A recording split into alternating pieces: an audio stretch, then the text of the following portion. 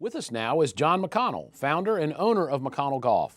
John, thank you for joining us on Bottom Line. It's great to be here, Joe. Well, why don't you tell us a little bit about your background and about McConnell Golf?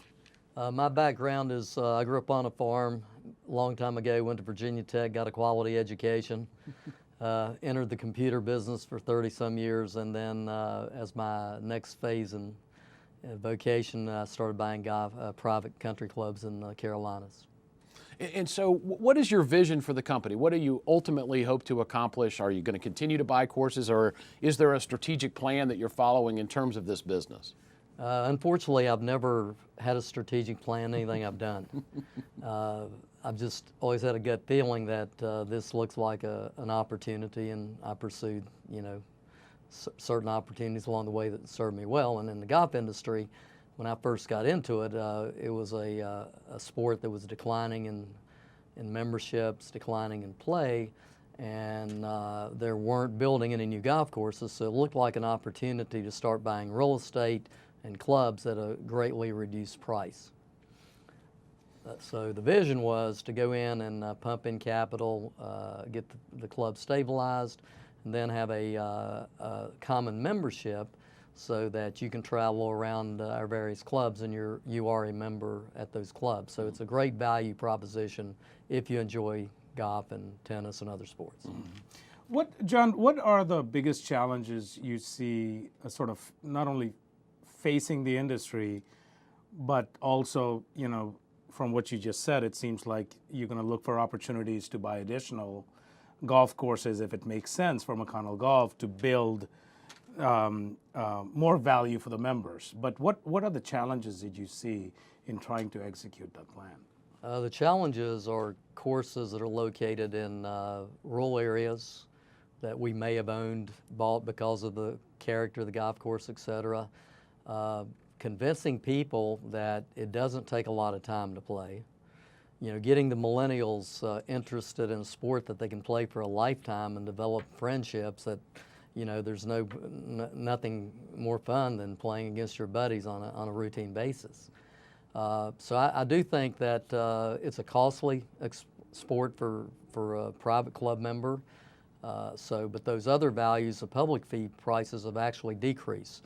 So we're seeing an uptick in the properties that we manage on a public fee basis. Yeah, how do you reach out to people who are, my age? I haven't played golf in around a year, mostly because I'm not very good, and it makes me feel kind of bad whenever I try. But how do you convince people my age to pick up clubs again? We focus on your kids. Oh yeah. Junior golf is an issue or an area that we're putting a lot of resources in because we understand that if we can get the kids involved, the parents will follow. So the junior golf programs are on the rise, and the PGA of America, even Augusta, have done some major initiatives to try to get kids into the game. And once you get them into the game, you see the parents coming and starting to play with them. Okay. Well, it's an industry people don't think of as being highly regulated and having challenges in terms of workforce, but it requires a highly skilled crew of people to maintain a golf course.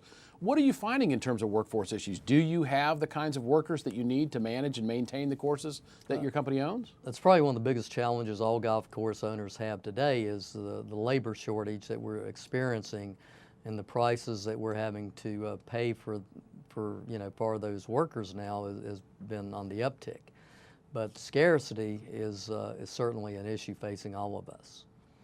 Do you see the golf industry in North Carolina continuing to expand? Our population is growing. You would assume more people means more desire to play golf and other recreational activities. But in terms of the courses that you have now, are you finding more people are interested as the state continues to grow populationally? Our courses grow just like the state has grown. Urban areas where people are coming into the market, those courses are doing great. A couple of our remote courses that aren't in urban areas, they still have challenges on membership growth. So the courses will follow, or the memberships will follow the population. In the urban areas, is there really much real estate left to build new courses, or is it just a matter of kind of revamping the existing courses, sprucing them up? Yeah, I mean, that's been our strategies. We can buy things that are already existing at a much lower value than if we went out to try to build a Raleigh Country Club, for instance.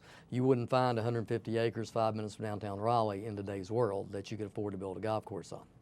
So current properties do have value that are strategically located in urban areas. John, one of the challenges, you probably saw Golf Digest early this year did a survey that the biggest complaint was people leaving golf was really time. Well, I mean, you are sort of in many ways a golf historian. You like certain architects that goes back a long time in order to give you a membership.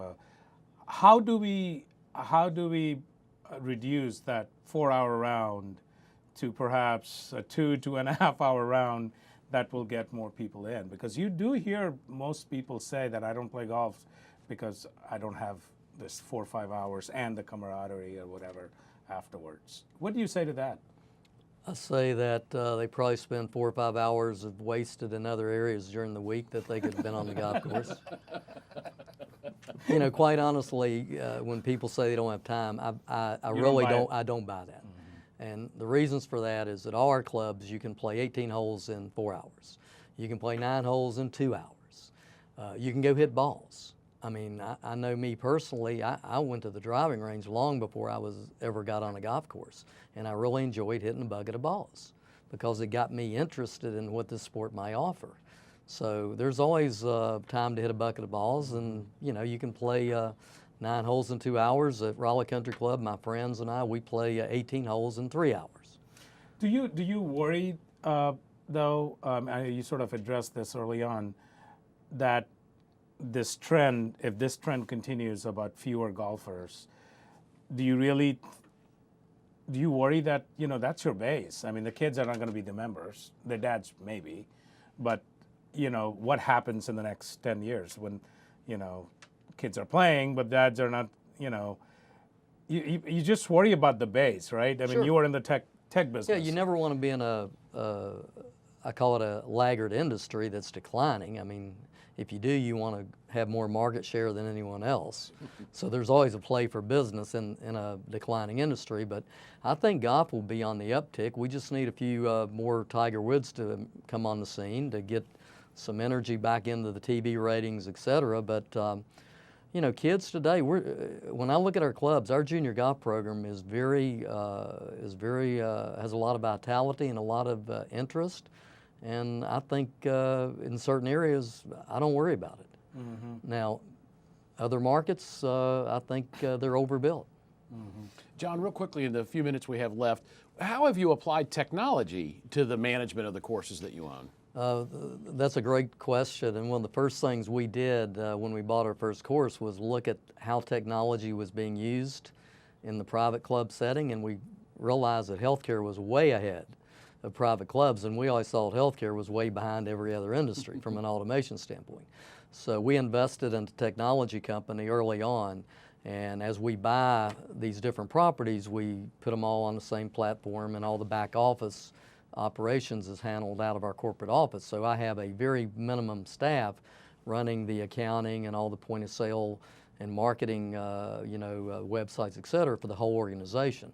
So that's been a big money savings for us compared to what the other clubs were spending or investing when they were privately owned themselves. John McConnell, thanks for joining us on Bottom Line.